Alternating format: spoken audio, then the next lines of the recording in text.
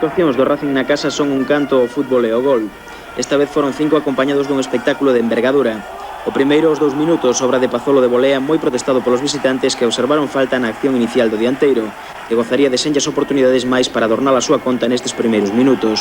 O Racing saíu a sentenciar e Pazolo a exercer o papel protagonista, que tería que compartir con Juanito, quen subía o segundo gol ao marcador aos 19 minutos de xogo. Non contento con elo, o de Sigüeiro deixou o seu selo 6 despois, ou aproveitar un excelente envío de Manu para colocar o 3-0 que sentenciaba o partido en 25 minutos. Luís César tamén aportou o seu grande area coas súas intervencións baixo paus, cando o Real Madrid chegou cun perigo.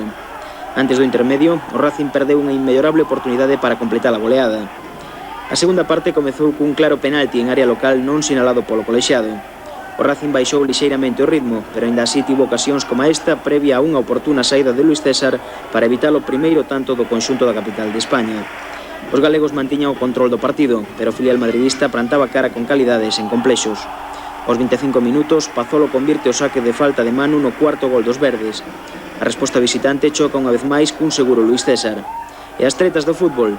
Luís Rodríguez Vaz pide a Pazolo que provoque o cartón marelo para entrar na fase de ascensos en riscos de sancións. E por fin o quinto da tarde en xogada marca da casa de Juanito que certifica do xeito que ven Manel. Aínda puido chegar a media dúcia nesta acción de Fran Nogueira ou o tanto da honra madrileña nunha acción individual de Torres que salva o inspirado Luís César para completar unha lucida actuación no